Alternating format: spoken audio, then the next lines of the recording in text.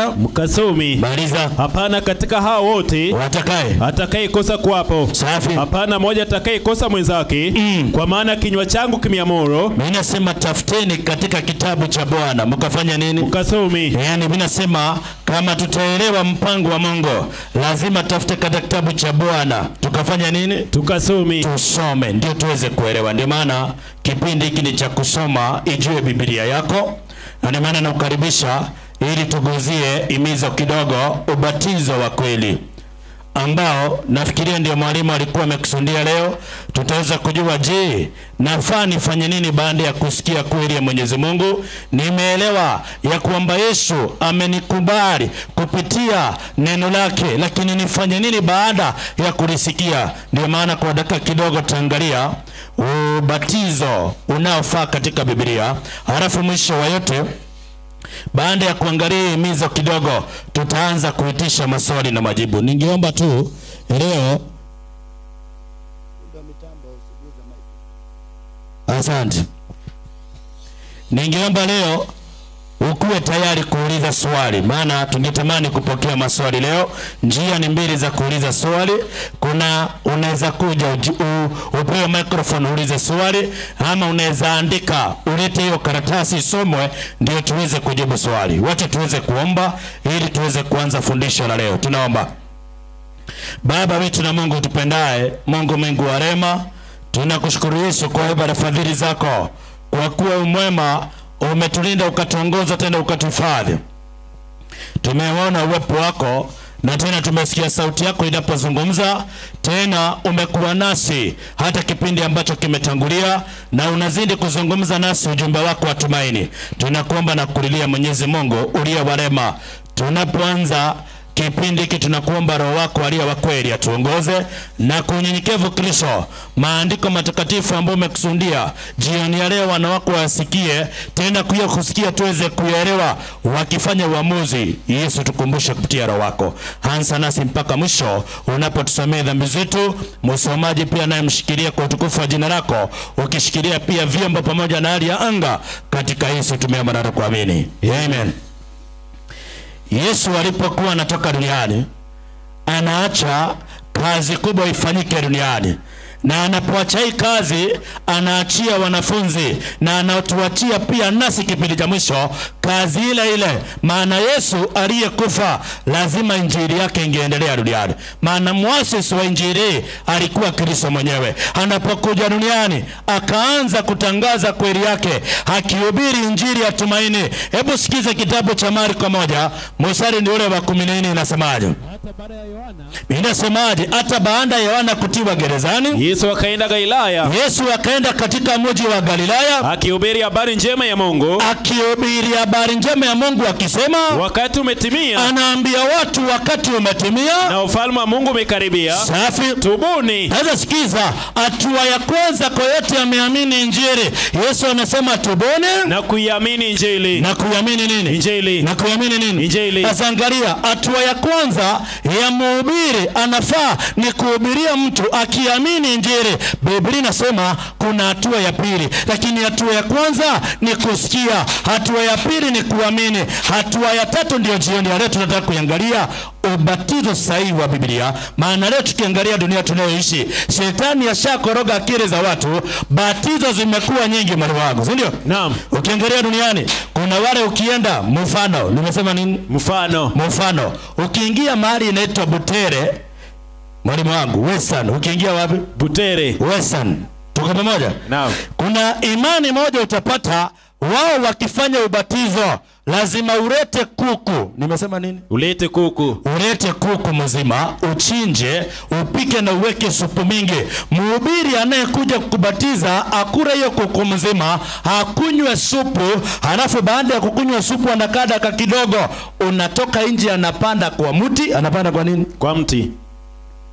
Halafu mnapita pale chini akikukojolea. Akifanya nini? Akikojolea. Ukidhubutu uangalie juu, ubatizo umefanya nini? Umeharibika. Mnarudi wapi? Majini. Mnarudi tena. Mnarudi wapi? Chini ya mti. Unarudi tena grass mpaka upike kuku ingine. Mhubiri akuje siku gani? Siku ingine. Si batizo ni nyingi? Achana na hiyo mwalimu wangu. Hapa West, hapa Central mwalimu wangu, si ndio?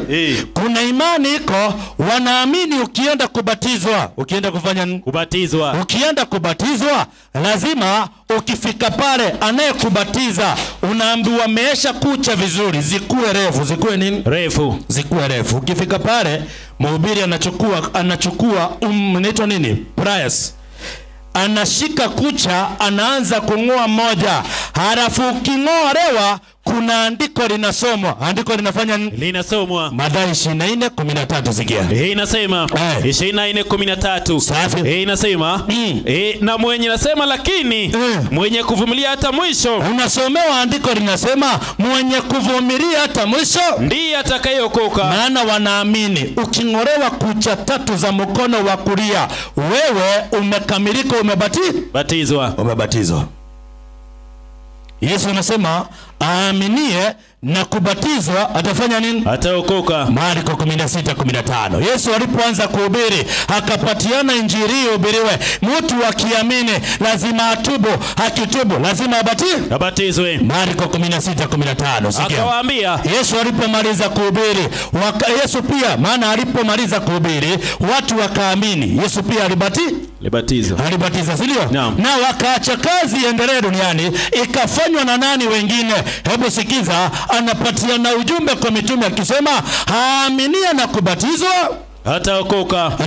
Ataokoka. Kumbe wokovu unakuja, unasikia injili, ukisikia unatubu dhambi ukiwa umeamini, halafu unabatizwa. Lakini nasema anaokoka ama ataokoka? Ataokoka. Sikiza, safari ya imani ni kukufa kila siku. Unaamua kuacha selfishness ambayo inakuweza. Mimi nasema kwamba lazima uamini, lazima ufanye nini? Uamini. Na lazima ukiamini utubu. Ukitubu unabatizwa. Swali, ubatizo gani mwalimu wangu, si ndio? Naam. Maana batizo zini nyingi. Naam. Na swali la pili, kama mtu ataamini nani mwalimu wangu, si ndio? Naam. Yesu anasema lazima kwanza asikie, si ndio? Akisikia aamini, akiamini atubu dhambi, akitubu dhambi abatizwe. Akiendelea kujifundisha. Swali, nani anafaa kuleta injili? Na hii injili mtu anaamini ni injili gani? Na inatoka kwa nani? Warumi 10 anzia mstari wa 10 inasemaje? Inasema kwa maana kwa moyo mtu waamini, kwa moyo mtu anaamini hata kupata haki. Kumbe ili nibatizwe lazima nikubali kwa moyo, ili nikiamini kwa moyo nipate haki. Maliza andiko. Inasema na kwa kinywa ukiri, na kwa kinywa nakiri hata kupata wokovu. Hata apate wokovu. Maliza. Kwa maana andiko la nena. Sasa andiko linasema hivi, maana maandishi Biblia ndio inatuelekeza. Ndio Yesu anasema tafuteni katika kitabu cha Bwana. Andiko lazima hivi, kila aaminie Yesu Kristo atafanya nini? Tayarika. Kumbe ili niweze kubatizwa lazima niamini Kristo na ujumbe wote aliyofanya nini? Aliyoleta. Maliza andiko. Kwa maana hakuna tofauti ya Myahudi na Myunani. Sasa sikiza, Yesu anasema ikifika kwa ubatizo na ikifika kwa kuamini Yesu hakuna tofauti ya Mjaluo na nani? Na Mluya. Barikiwa mtumishi, tuko pamoja. Hakuna tofauti ya Mkikuyu na nani mwingine? Na Mmeru. Barikiwa zaidi. Sasa angalia, ikifika kwa Yesu hakuna tofauti. Yaani hakuna ukabila. Anasema hakuna tofauti ya Myahudi wala nani? Na Myunani. Safi. Maana yeye yule ni Bwana wa wote. Maana Kristo ni Bwana wa yote, mwenye utajiri kwa watu wa mitao. Teremuka. Kwa kuwa kila atakayelitia jina la Bwana. Sasa sikiza, andiko linasema kila atakayelitia jina la Bwana wetu Yesu Kristo ataokoka. Atafanya nini? Ataokoka. Unajua wetu wameamini, nikisema Yesu ni Bwana nimefanya nini? Nimeokoka. Ndio unapitia mahali ubatizo ukaleta mwingine. Unapata watu wanaambiwa mmekubali. Sasa rudia maneno nyuma ya nani? Nyuma yangu. Nyuma ya nani? Yangu. Unajua ilikuwa enzi za 2000 pale mwalimu wangu, si ndio? Ikatokea imani inasema kuna nuru nini? Gizani. Una nuru nini? Gizani. Halafu unaambiwa iliweze kutoka, ili nuru ionekane katika giza, weka maji kwa glasi. Weka maji kwa nini? Kwa glasi. Halafu eka chumvi. Eka nini? Chumvi. Halafu unaambiwa shikilia TV yako. Unakumbuka hizo enzi? Naam. unashikilia TV, si ndio? Naam. Alafu mguu mmoja kanyanga mlango, rudia haya maneno nyuma ya nani? Nyuma yangu. Unasema Bwana Yesu. Bwana Yesu. Nimeokoka. Nimeokoka. Haya, ondoa jina langu. Ondoa jina langu katika kitabu cha mauti. Katika kitabu cha mauti. Andika katika kitabu cha uzima. Andika katika kitabu cha uzima. Alafu ukimaliza ambia kunywa yale maji. Ruka sema nimeokoka, si ndio? Naam. Yesu anasemaje? Lazima mtu aamini, akiamini Yesu afanye nini? Lakini kumaanisha kwamba ukiwa na Yesu umeokoka kabisa mwalimu wangu? Hamna. Sikiza, kuna hatua inayoleta ukombozi. Sasa leo watu wameambiwa ukirudia maneno haya, wewe uko na Yesu umefanya nini? Umeokoka. Lakini sikiza andiko linasemaje mwalimu wangu? Maliza andiko. Inasema basi wamwitije yeye wasiyemwamini. Wamwitaje Kristo yeye wasiyemwamini? Tena endelea. Wamwaminije yeye wasiyemsikia? Waaminije Kristo yeye wasiyemsikia? Tena endelea. Wamsikiaje pasipo mhubiri? Wasikiaje Yesu pasipo nani? Mhubiri. Sasa mhubiri analetwa aelekeze watu kwa nani? Kwa Yesu. Kwa Yesu. Ndio maana mitume wanaambiwa basi kwa sababu Yesu amekufa, amefufuka, hubirini injili duniani, mkihubiri ujumbe, akiamini afanye nini? Abatizwe. Akiamini afanye nini? Abatizwe. Mathayo 28. Alafu tuanze kusoma sasa tujue ubatizo ni nini basi. Maana Yesu anazungumzia ubatizo, lakini leo watu wamejitungia imani, batizo zao, mafundisho fulani yao, wakakataa mpango wa nani? Wa Mungu. Ndio maana mwalimu ambaye amekuwa akifundisha Biblia anaonyesha watu kichwa kimeharibiwa. Ndio unaona leo watu hata kupambanua masuala ya Mungu imekuwa shinda. Kwa sababu gani? Tumeweka tumaini huyu ndiye amesema, lakini Biblia isifanye nini? Isiseme. Mathayo 28 mstari ni ule mtumishi wa 18. Inasema Yesu akaja kwao. Yesu akaja kwao akasema nao. Safi. Akawaambia, nimepewa mamlaka yote mbinguni na duniani. Yesu anasema nimepatiwa mamlaka mbinguni na wapi? Na duniani. Swali, kuna mahali Yesu ana mamlaka? Hakuna. Akona mamlaka wapi? Mbinguni na duniani. Sasa kwa sababu mamlaka Yesu amepata, ufalme wa neema umedhihirishwa. Sasa Yesu anaambia wanafunzi, hii neema ya Bwana wetu Yesu Kristo inafaa kwenda duniani ili anze kuleta wokovu. Soma andiko. Basi enendeni. Safi. Mkafanye mataifa yote kuwa wanafunzi. Enendeni mkafanye mataifa yote kuwa wanafunzi, mkiwabatiza katika jina la Bwana. Sikiza, ili ukuwe mwanafunzi wa Yesu lazima ubatizwe katika jina la nani? Na Baba na Mwana na nani? Na Roho Mtakatifu. Teremka na kuwafundisha kuyashika yote. Sikiza, lazima ubatizwe alafu nazidi kufundishwa kuyashika nini? Yote. Maana kuwa mwanafunzi, hatua ya kwanza amini, unabatizwa. Halafu ili ukamilike zaidi, Yesu anasemaje ili uzidi kuwa mwanafunzi? Ndio. Unabatizwa, unaendelea kufundishwa. Sikiza, ili ukuwe mwanafunzi zaidi. Kitabu cha Yohana 8 mtumishi 31. Sikia. Inasema sio peke yake kubatizwa. Kuna watu walibatizwa lakini bado hawajakamilika kuwa nani? Wanafunzi. Hebu sikiza andiko linasemaje. Basi Yesu akawaambia wale Wayahudi waliomwamini, safi, ninyi mkikaa katika neno langu, mkiendelea, kizungu inasema if you continue in my word, mmekuwa wanafunzi wangu kweli kweli. Mkiendelea katika neno langu mmekuwa wanafunzi kweli kweli. Unaamini neno, unabatizwa, lakini ukibatizwa unazidi katika neno. Maana tabia lazima uendelee kukomaa ili wokovu Yesu anaporudi ukuwe umekamilisha milele na nini? Na milele. Sasa sikiza, Yesu akasema aliyeamini lazima abatizwe. Ubatizo gani? Na ubatizo upi? Hiyo ni maswali, si ndio? Naam. Unajua batizo ziko nyingi duniani mwalimu wangu, si ndio? Lakini Mungu akiacha mitume anawaambia lazima wabatize. Swali, waliacha ubatizo gani?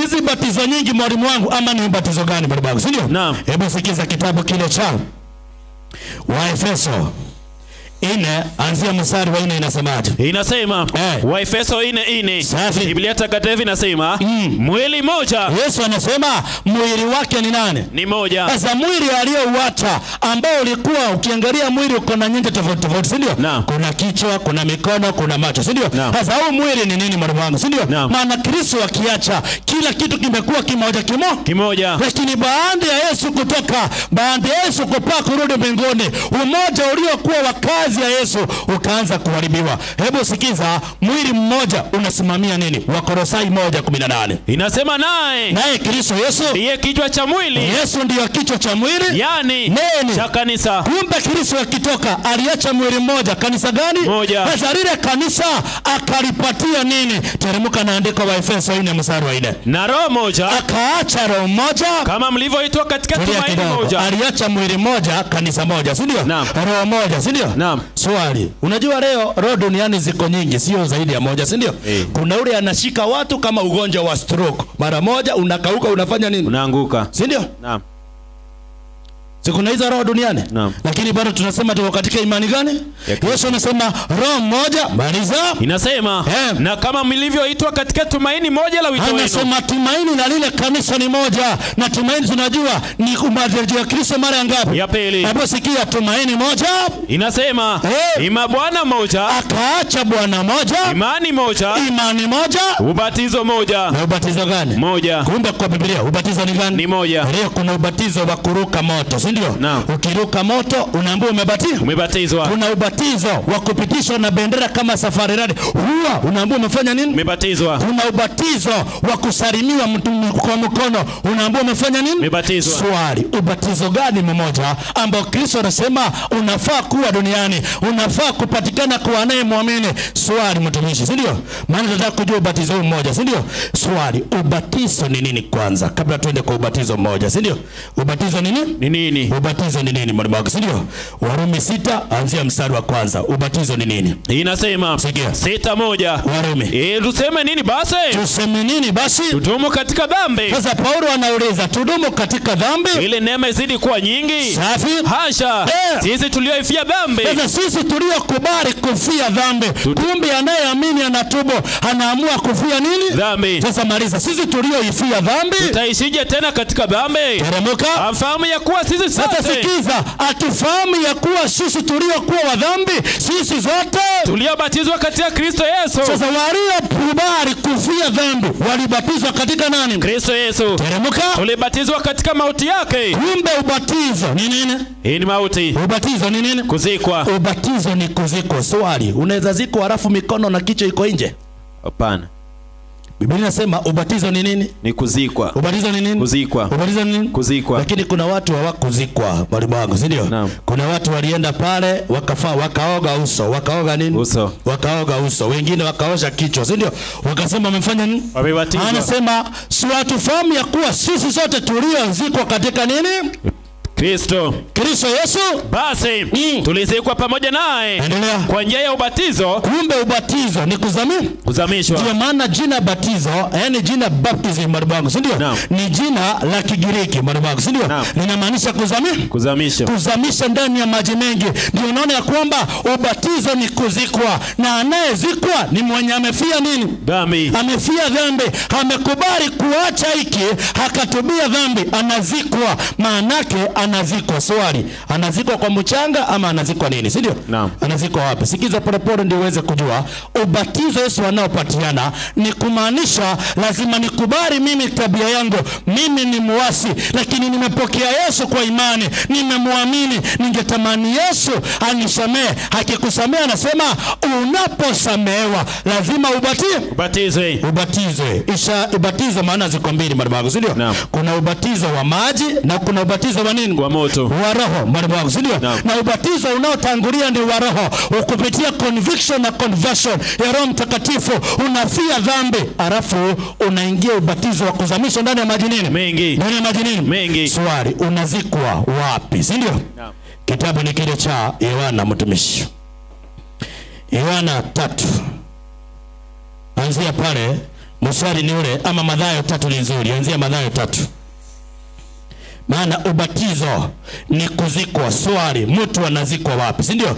Mathayo 3 anzia mstari wa 13 inasemaje? Inasema wakati huo Yesu akaja kutoka Galilaya mpaka Yordani kwa Yohana ili abatizwe.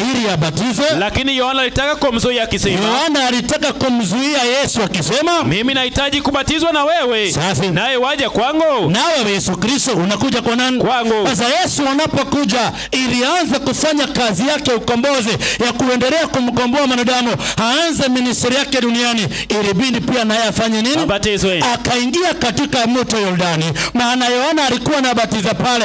Alipofika kwa Yesu, Biblia inasema kwamba Yohana akamwambia, mimi nafaa kubatizwa na wewe unataka kunibatiza? Yesu akamwambiaje? Yesu akajibu akamwambia, kubali hivi sasa, kwa kuwa ndivyo ipasavyo kuitimiza haki yote. Kumbe vyenye Yesu alibatizwa ndivyo ipasavyo kutimiza haki ya Mwenyezi nani? Mungu. Haki ya Mwenyezi nani? Mungu. Sasa Yesu alipobatizwa alibatizwaje? Mstari wa 16. Naye Yesu alipokwisha kubatizwa, mara akapanda kutoka majini. Kumbe Yesu akibatizwa alikuwa majini ndani. Alikuwa majini wapi? Ndani. Kwa nini Yesu abatizwa kwa maji? Na kwa nini Yohana abatizwa kwa maji? Mbona abatizwa? Maana ubatizo unafaa kuzikwa, si ndio? Naam. Swali, mbona Yesu abatizwa kwa maji? Yohana 3:23 sikia. Yohana naye alikuwa akibatiza huko Ainoni. Yohana naye alikuwa kubatiza huko Ainoni karibu na Siloamu. Kwa sababu huko kulikuwa na maji tele. Kumbe mtu anabatizwa mahali kuna maji nini? Tele. Mahali kuna maji nini? Tele. Lakini kuna mtu atakwambia hapana, lazima nibatizwe kwa mto mahali maji inafanya nini? Inatembea. Ukinibatiza kwa swimming pool, hiyo sio ubatizo. Biblia inasema unabatizwa mahali kuna maji nini? Tele. Mahali kuna maji tele. Ndio unaona Yohana alibatiza, na ili abatize pale maji ilikuwa mingi ndio aweze kumzika nani? Kristo. Yesu azikwe. Sasa ubatizo ni kuzamisha ndani ya maji nani? Mengi. Sasa sikiza. Biblia inasema ubatizo lazima mtu afanye nini? Azikwe. Na anayebatiza na anayebatizwa wote wanafaa kuwa ndani ya nini? Ndani ya maji. Ndani ya nini? Maji. Matendo ya Mitume 8, mtumishi. Matendo ya Mitume 8.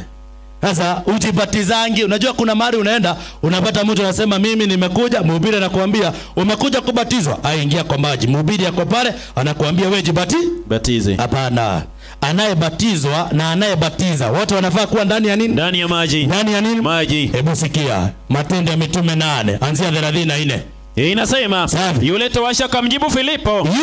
Hebu ngianzia juu pale juu mwanangu. Soma. Inasema katika kujidhili kwake hukumu yake iliondolewa. Ungeanzia 31, anzia 31. Usiende 34, anzia pale juu. Inasema akasema nitawezaje kuelewa? Unajua kuna towashi kutoka nchi ya Ethiopia alikuwa anasoma chuo cha nabii Isaia, akiwa anasoma akashindwa kuelewa, lakini Mungu akamtumia Filipo kwa njia ya Roho. Filipo alipokuja akawa anazungumza naye, anamuuliza kitabu unachokisoma unaelewa? Akamuuliza nitaelewaje bila wa kunielewesha? Yesu anajaribu kufundisha ili nifikie mahali pa kukiri na kuamini lazima kuwe na mhubiri, si ndio? No. Soma andiko inasemaje? Inasema akasema nitawezaje kuelewa? Nitawezaje kuelewa mtu asiponiongoza?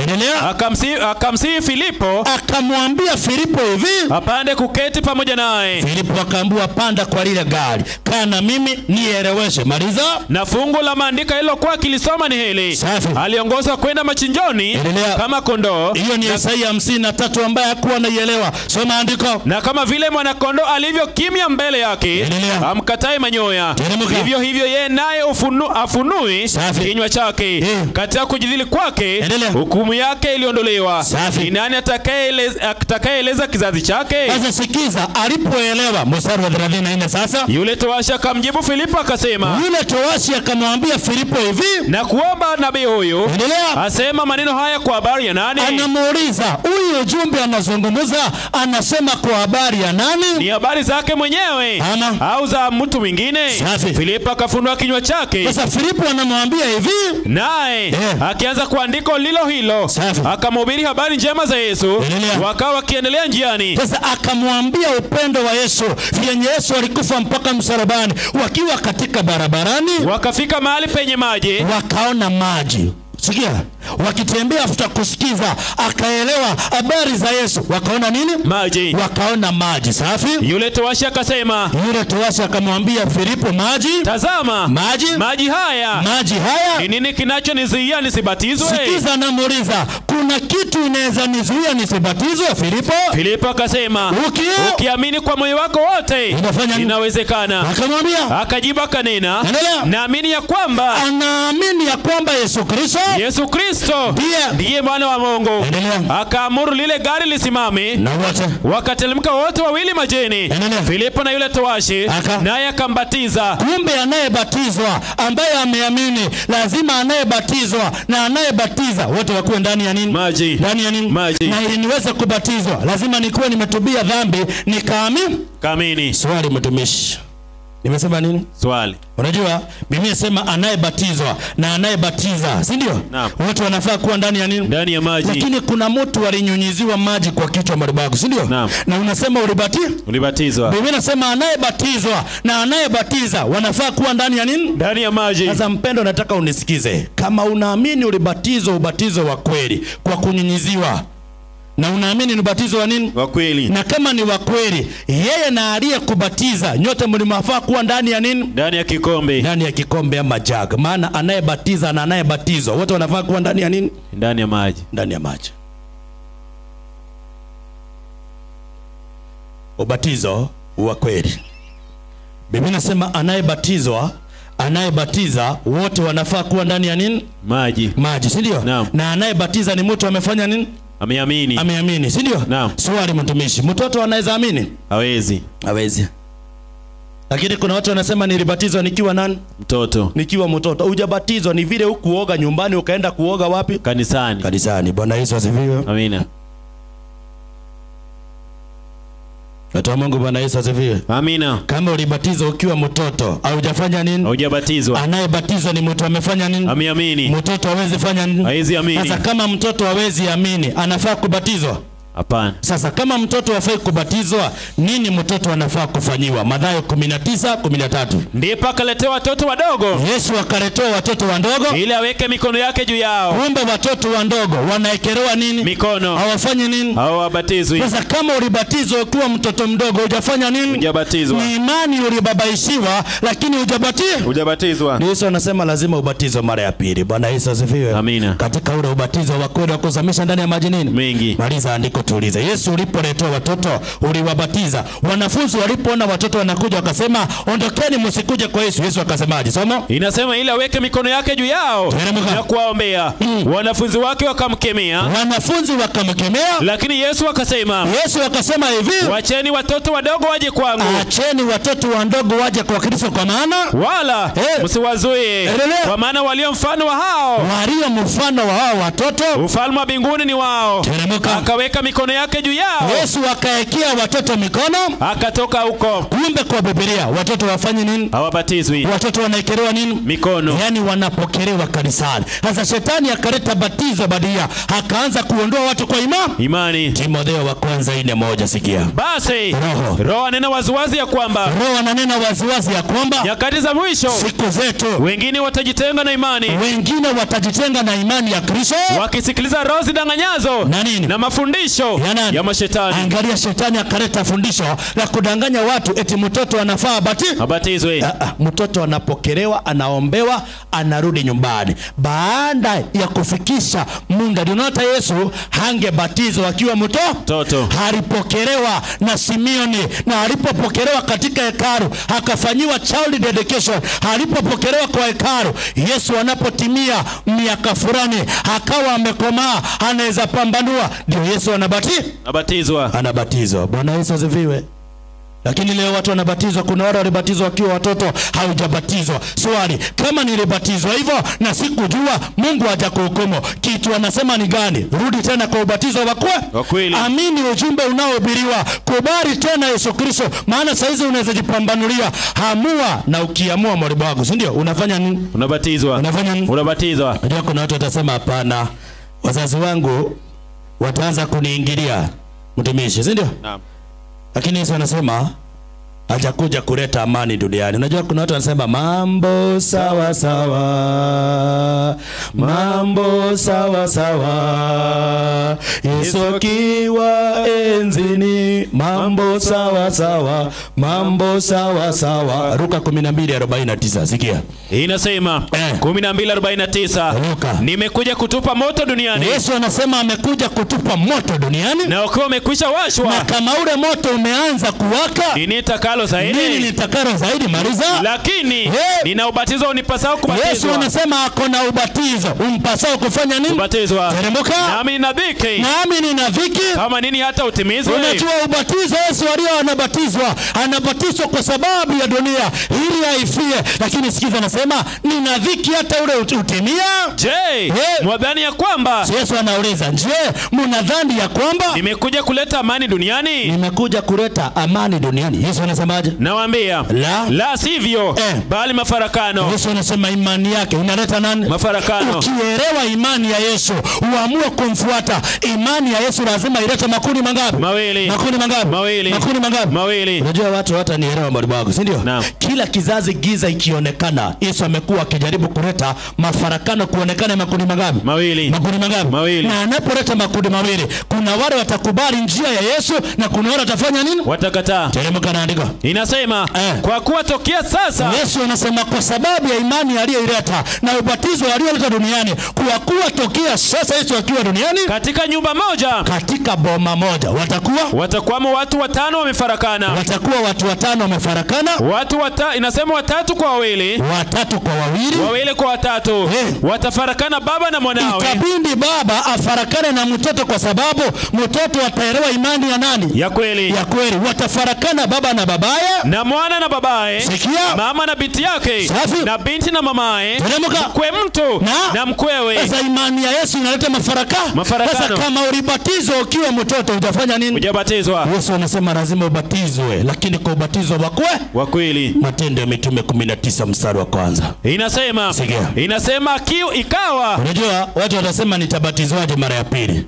Bado si ndio? Kuna watu pia walibatizwa nje ya imani ya nani? Ya Kristo. Ya Kristo. Hawakuwa wanajua, lakini kwa sababu walipata mzazi yako kwa imani, wanamfuata blindly, lakini wakapita siku moja eneo ya Avio, wakaona kuna mahali kuna ujumbe wa nini?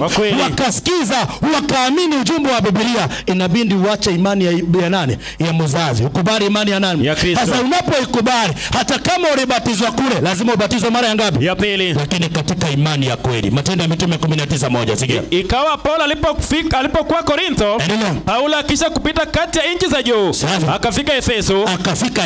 Akakutana na wanafunzi kadha wa kadha huko. Sikia. Akawauliza, je, mlipokea Roho Mtakatifu mlipoamini? Kumbe unapobatizwa, ukiamini Yesu ubatizwe, unapokea Roho wa nani? Mtakatifu. Roho Mtakatifu. Sio Roho Mtakatifu. Unajua kuna watu wanataka kupakia Roho Mtakatifu, lakini kuna Roho Mtakatifu. Unajua kuna Roho Mtakatifu wanatafuta mwalimu wangu, si ndio? Naam. Ndio ukiangalia tutakuja kuona mbele mwalimu wangu. Acha nisiende huko. Wacha tubaki pale. Mlipobatizwa, mlipokea Roho Mtakatifu, mlipoamini, wakamwambiaje? Wakamjibu, hata kusikia kwamba kuna Roho Mtakatifu, hata kusikia. Kumbe walipoulizwa na Paulo, mlibatizwa? Wakasema lakini mlipobatizwa mlipokea Roho? Wakasema hata kusikia kuna habari ya Roho hatukufanya nini?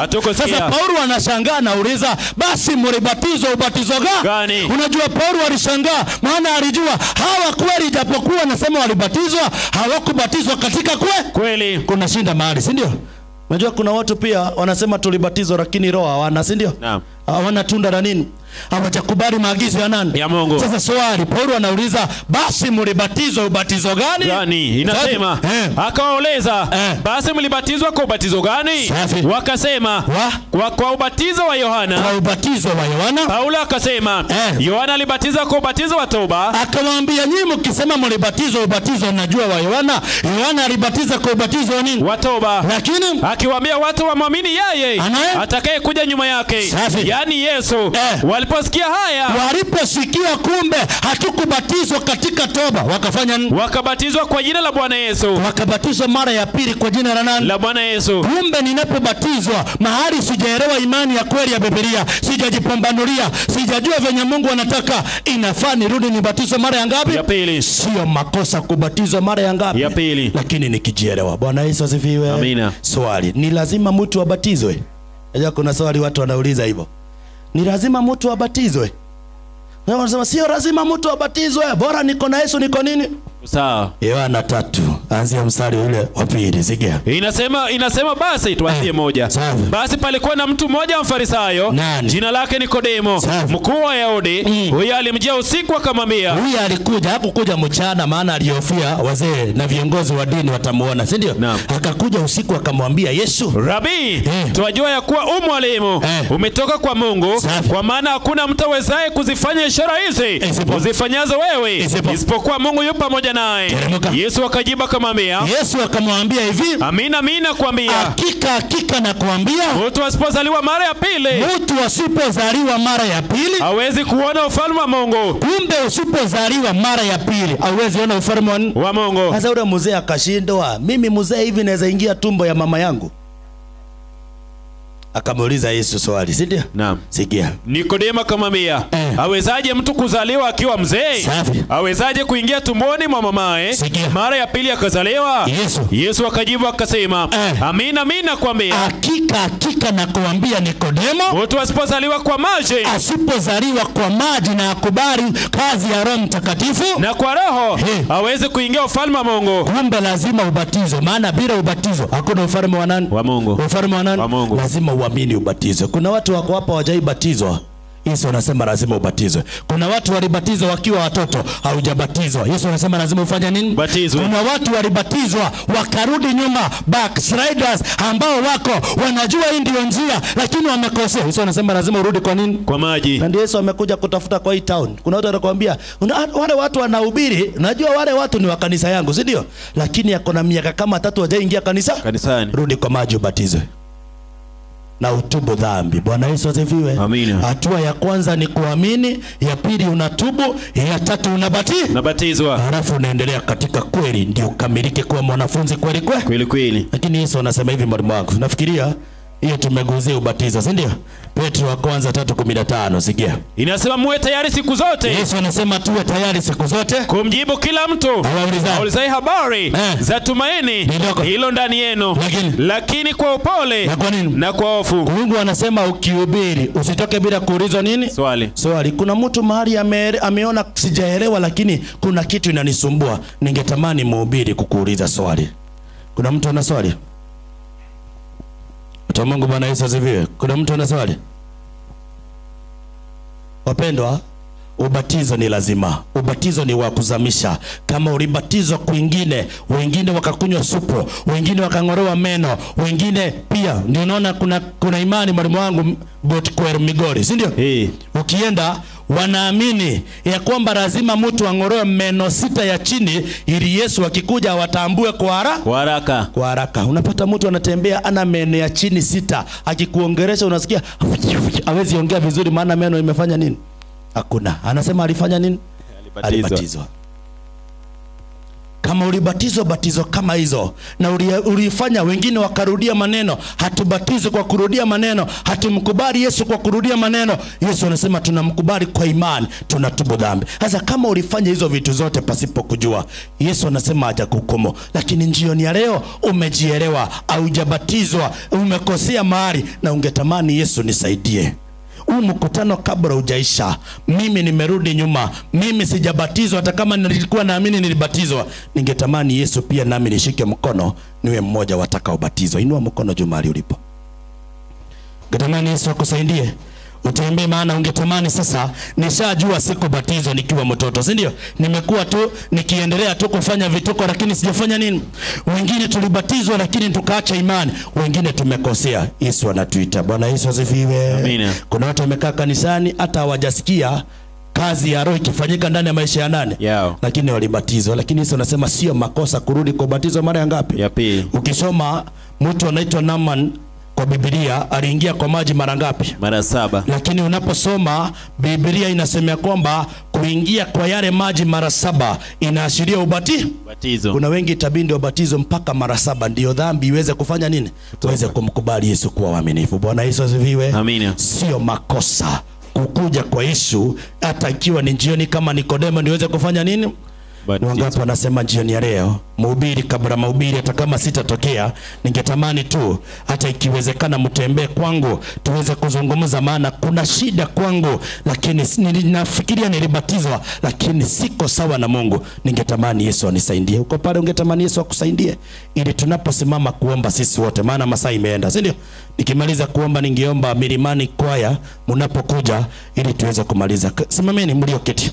Ubatizo ni wa kuzamisha ndani ya maji mengi, na kama hujabatizwa jiandae. Ndio maana mkutano umekuja, na kama ulibatizwa ukarudi nyuma, kama ulibatizwa ukiwa mtoto hujabatizwa, na kama ulibatizwa nje ya imani ya Yesu ambayo tutaitambua kwa hiki kiwanja, ni vizuri urudi kwa maji ubatizo. Bwana Yesu asifiwe.